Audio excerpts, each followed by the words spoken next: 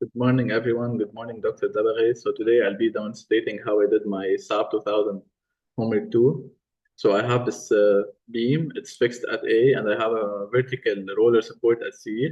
The beam is divided into 4 spans. I'm going to divide it into 0.5 each, obtaining a 2 in total. I have a fixed dead load at point E and F. So I'm gonna go to SAP. I'm gonna start by importing a new model.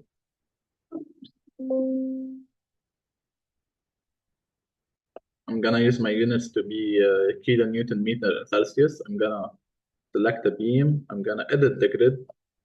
So I have point A at 0, point E at 0.5, point B at 1, point F at 1.5, and point C at 2. That is it. Okay. I'm gonna close my 3D view and set my 2D view to be X and Z. So first I'm gonna fix my restraints, joint restraints supports. I'm gonna set a fixed support at A. I'm gonna remove all supports at point E, B, and F.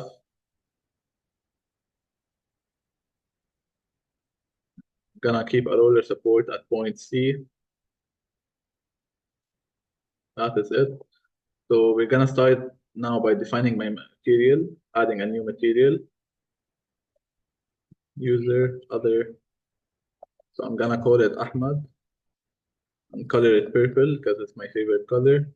So I'm gonna set the weight per unit volume to 0, the modulus of elasticity to 1, and the coefficient of thermal expansion to 0. And then I'm gonna define my frame or the beam section by adding a new section, setting it to other, general. So I'm gonna keep my moment of inertia 1 and set everything else to 0, since the influence line is a function of moment of inertia. So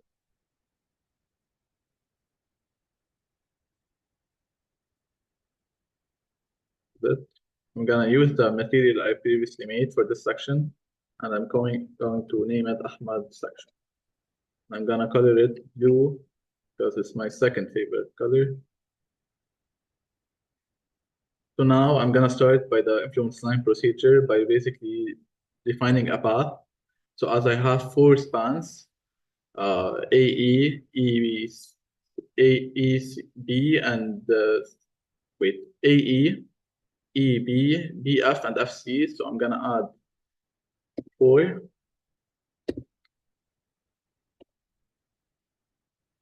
That is it. I'm gonna call it path.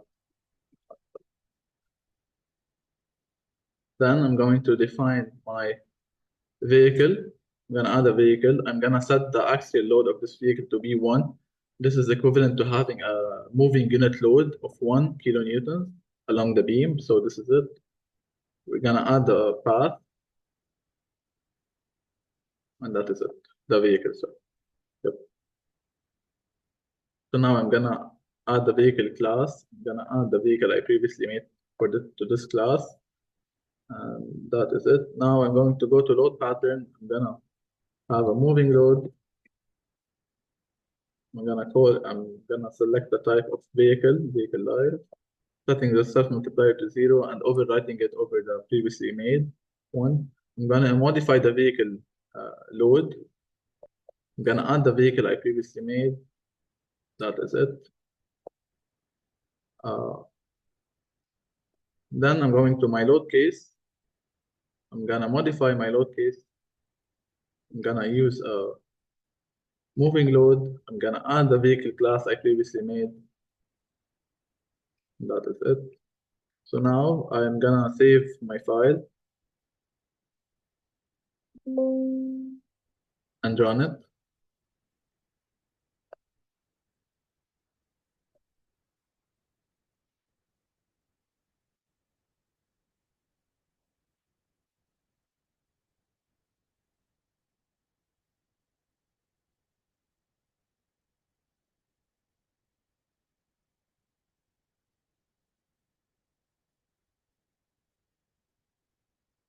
That is it. So now I'm gonna display the influence line of each the questions A, B, and C. So starting with part A, I'm gonna show the influence line at the moment reaction at A. So I'm gonna select reaction, selecting M2 at the joint label 1, which is the one here flashing. So this is the influence line of the moment reaction at A. In my report, I obtained a table of influence line values at increments of 0.5. So this is how I obtained them from this button. So I have at distance 0, at distance 4.99, the influence line, 0.99, 1.499, and 2. So same thing for the vertical reaction at C. I'm gonna select the label 5, which is point C, and I'm gonna select the vertical reaction, which is F3. So this is the influence line at the vertical reaction at point C. Finally, for my internal moment at point E, I'm going to change the joint to frame. We're gonna select the frame label 1, which is the one flashing. I'm gonna set the relative distance to 1, and we're gonna obtain the moment T3, which is the internal moment, the influence line. So that is it. That is the influence line of my internal moment at point E. So as you can see here, this is it. Same here, with the values of the influence line along the distance in increments of 0.5. So now moving to question D, I was asked to calculate the moment at A and the vertical reaction at C and the internal moment at E. So as we previously done in assessment 3 or exam 3 for the influence line, we obtained the values of the influence line from the table at 0, at 0.499, 0.99, and 1.499, and 2. And we multiplied them by where we have that load.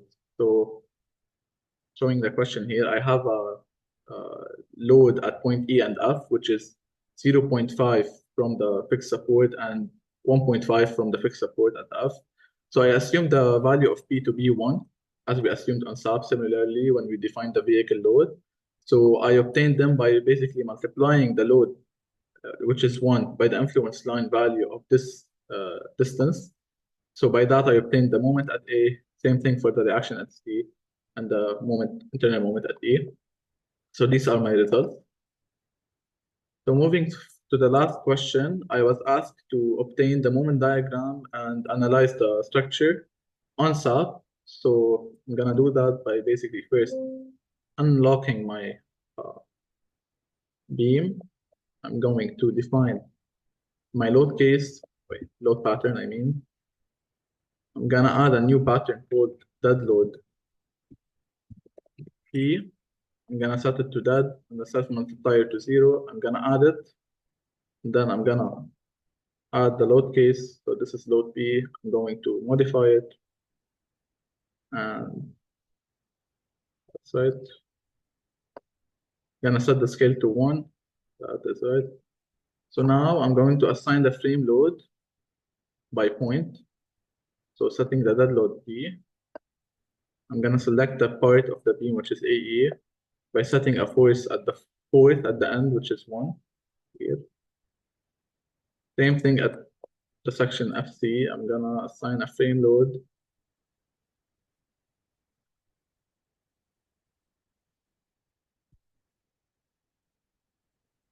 That is it.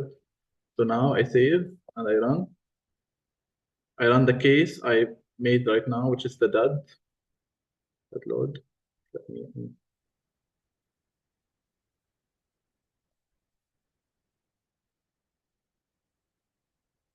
So that is it.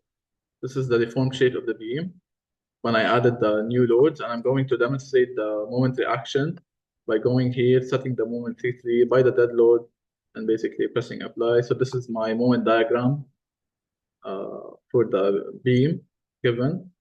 So as you can see here, I added it to my question, and I compared the calculations using SAP. So here, let me show you.